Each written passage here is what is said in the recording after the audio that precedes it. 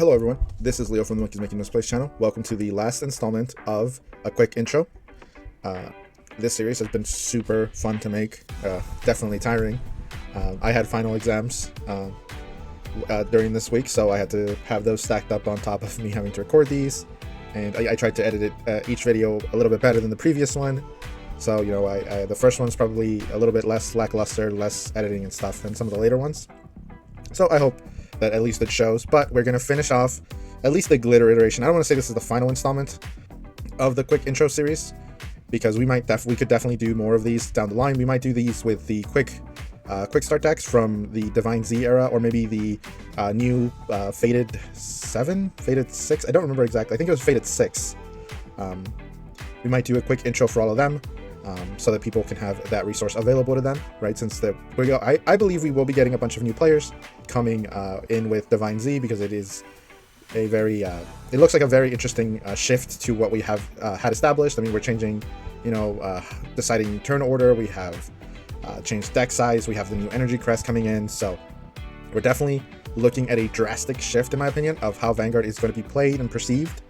And as we go into a new generation of Overdress, I think we're definitely going to see a huge influx of players because of the combination of both the quick start decks and the cards from the main set. But we're going to finish off the glitter series, at least, with my favorite of the glitter units, the one from Dark States, approaching Kheios, the Squid Game finale lookalike. I don't know why his hair changes color, I'm going to be honest with you, because in his grade 0, 1, and 2, he has black hair, and you'll see in one of the orders he has black hair, and then for some reason he gets to grade 3, and all of a sudden he has red hair. I don't understand. But Kheios was introduced in set 5, which was Triumphant Return of the Brave Heroes. He is a grade 3 from Dark States that has 2 abilities.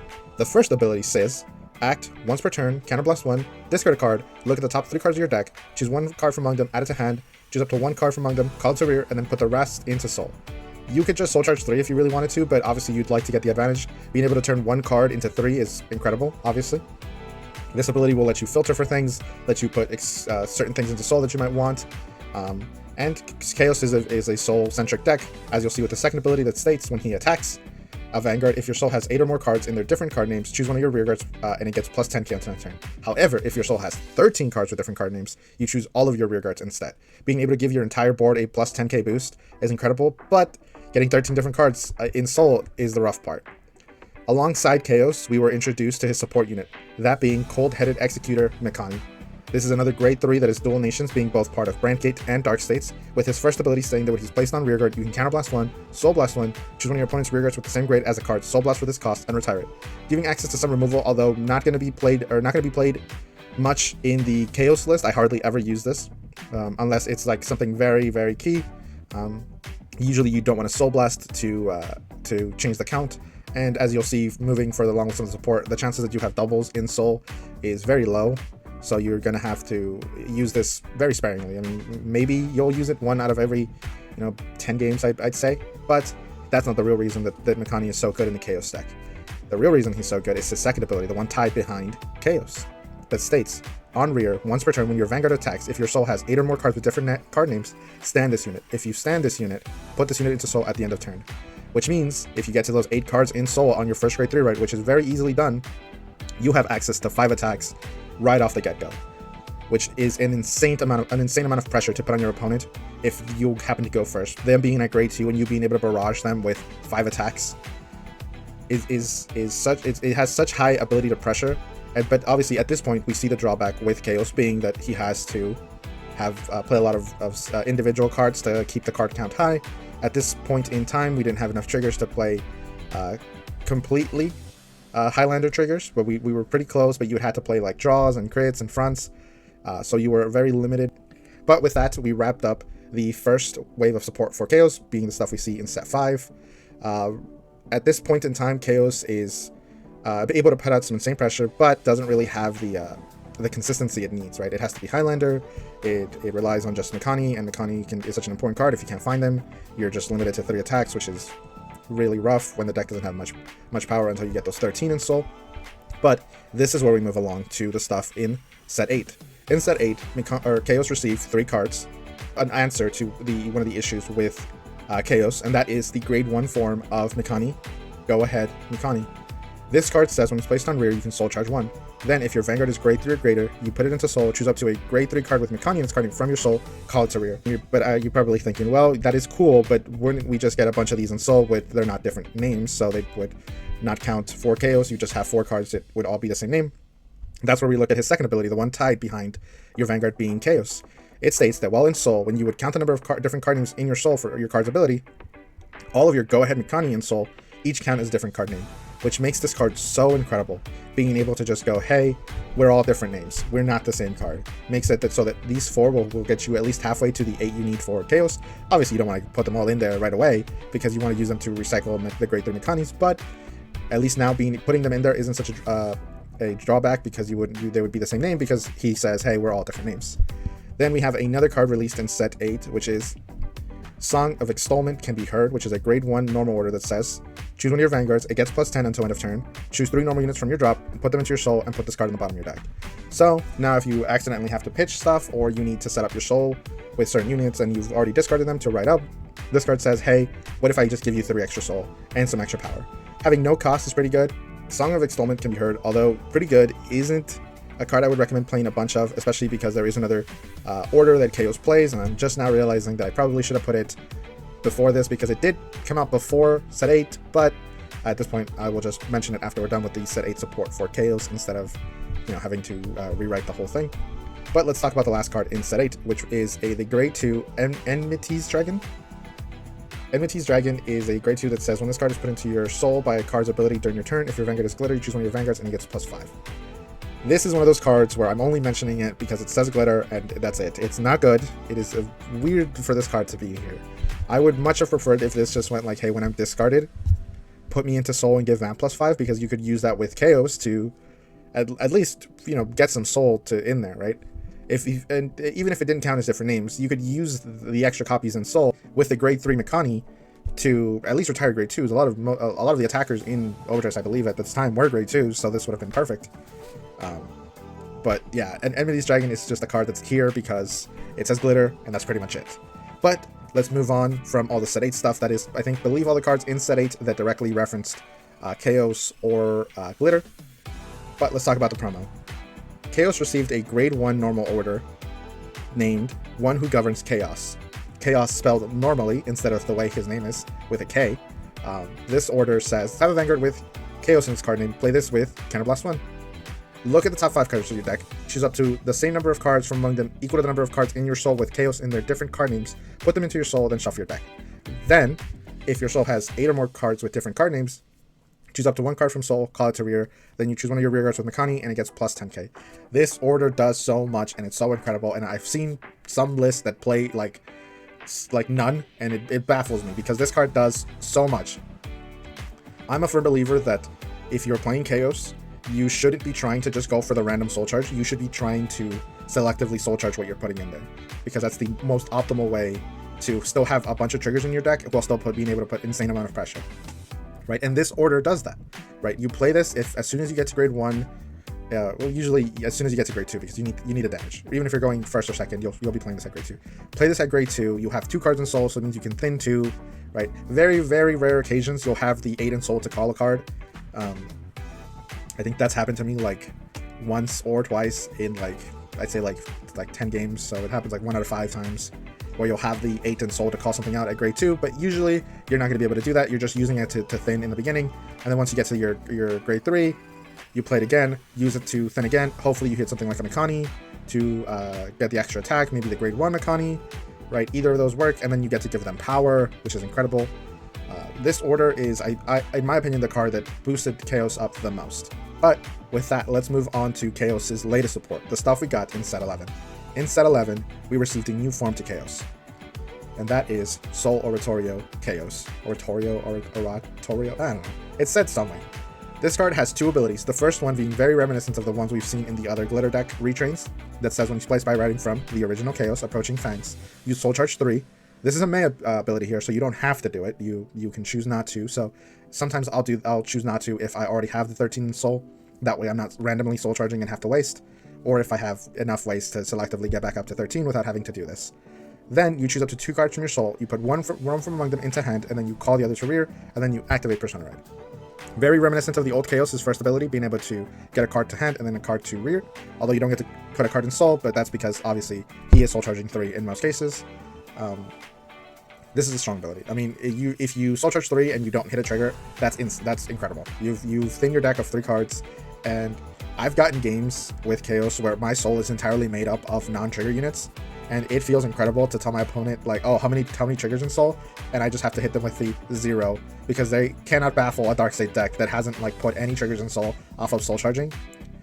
The fear in their eyes, that I could see it, it's palpable, that they know, oh shit, he has a lot more triggers in left in deck than I thought, because I thought he had soul charged so many of them.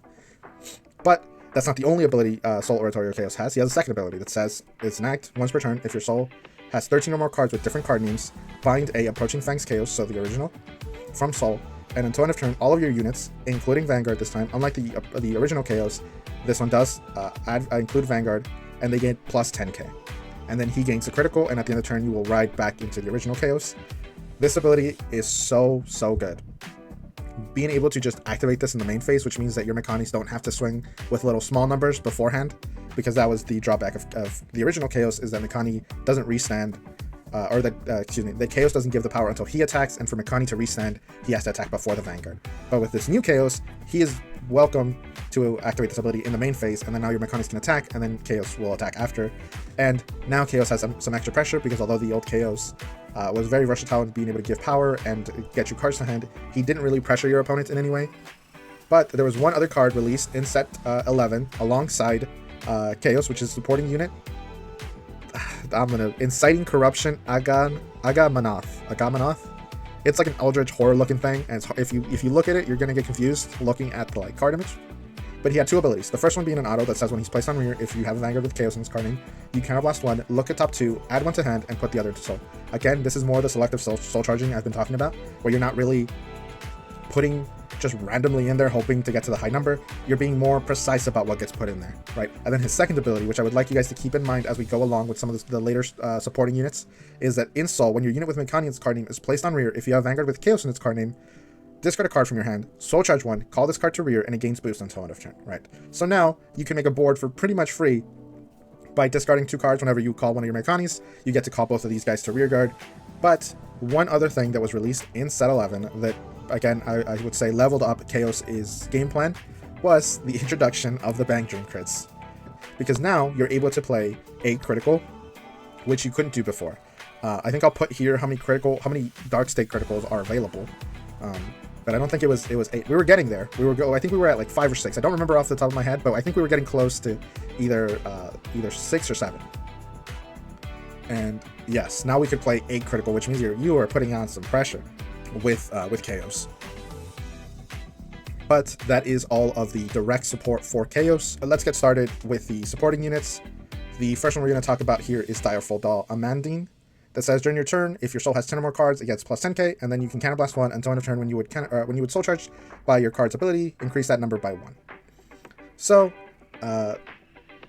this is for decks that play a lot of the random or the aggressive soul charging type abilities, although I'm not a personal fan of it. I know that there are quite a few people who love just doing the aggressive soul charge, so Amandine here is perfect because it gets power. So with Kheios, it's a 28k booster, which is very strong, and as well as helping your other soul charging units soul charge faster. Right, I'm gonna try and do these a little faster so that we don't take up so long, because there is quite a few, because again, Highlander. Next up is the grade 1 Flaming Pony, with a very simple effect that just says, in soul, bind this card, soul charge 2. This is again for the decks that are just trying to do random aggressive soul charging to get to 13 as quickly as possible. Very good card. You have to get it in there somehow, but not as hard as you might think. Then moving on from that, we have Gungram, which is another grade 1 that just says when it's placed on rear, you soul charge 1, and then you can once per turn soul blast 3 to draw a card.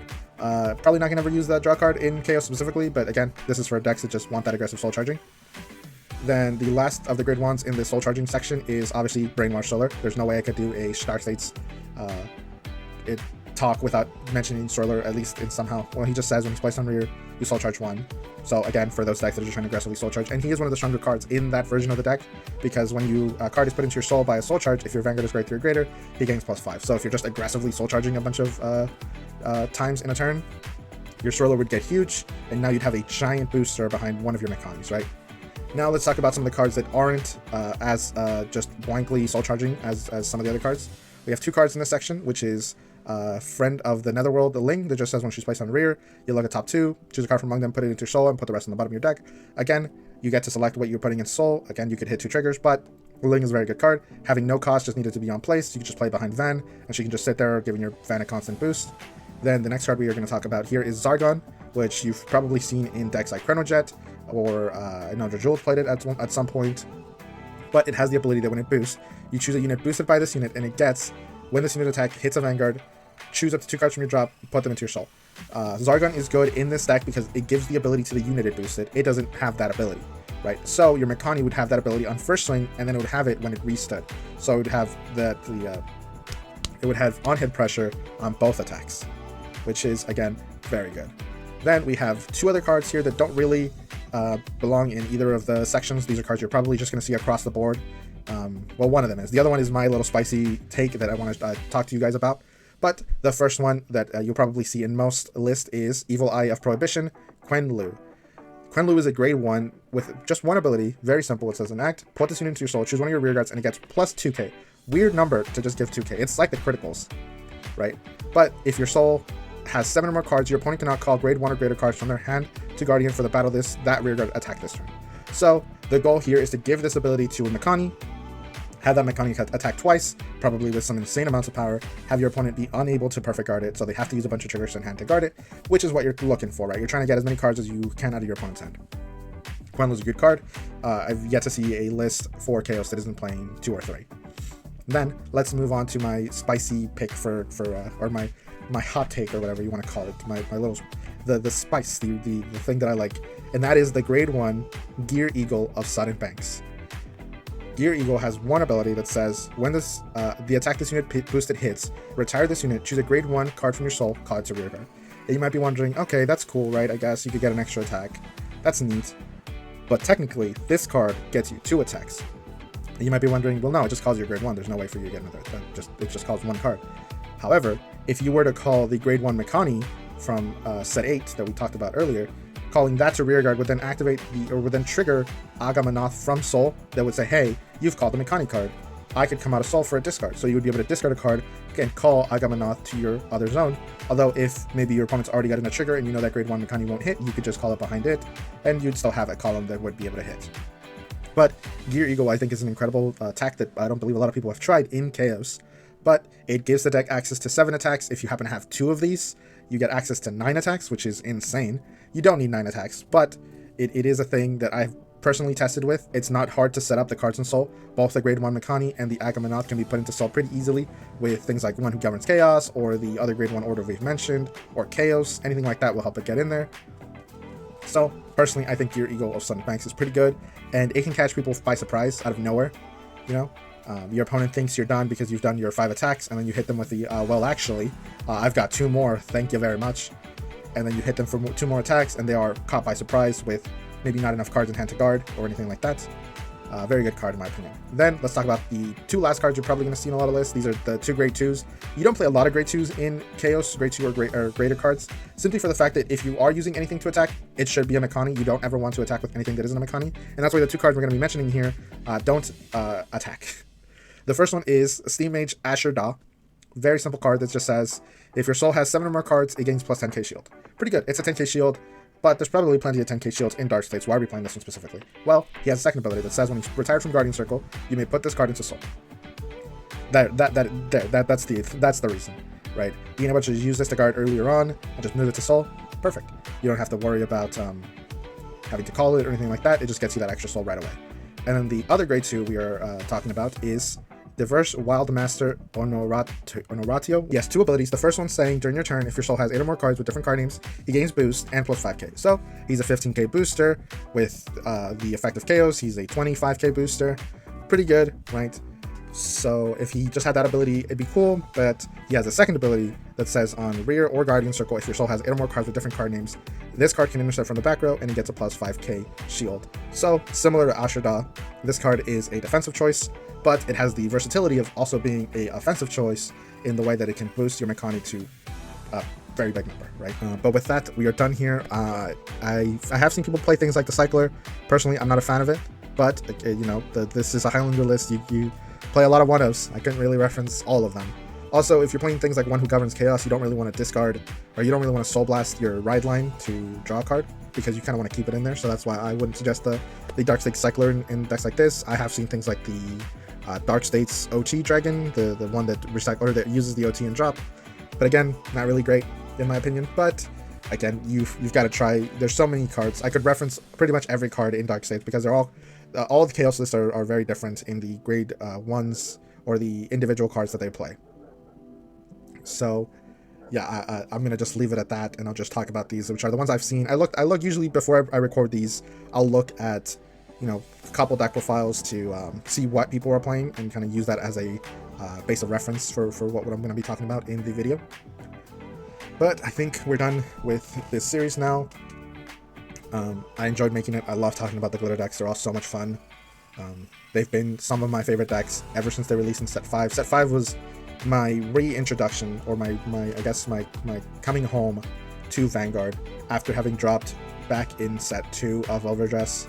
I just felt like when I departed from Overdress in Set 2, we had looked almost 2 or 3 sets forward, we had looked at Set 3 and Set 4, and I just didn't see the meta shifting from anything that wasn't like Bruce or Bastion.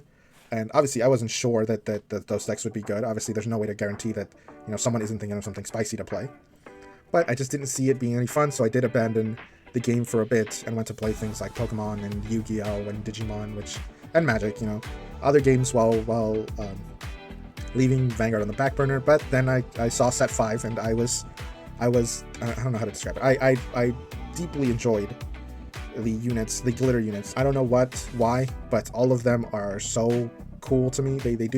They were some of the most drastic changes, I guess, in how decks could play. Things like Ava with her set orders, having research, having the dual nation units, the Greya with her dual personality bipolar disorder, Kheios with his Squid Game looking ass, Roroa with his plant tokens, Tamayura with her dolls.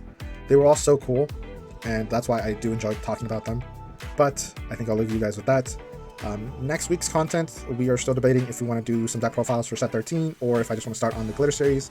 I am officially out of college now, so I'm on winter break. I'll be back in school probably around the 14th of January, which might make video production a little harder because that means I have to work all day instead of just part of it. I usually would get a lot of the work done during or in between my classes, but that's not happening anymore, so we will see how that goes down. But I'll leave you guys at that. This has been Leo. Thank you all for watching.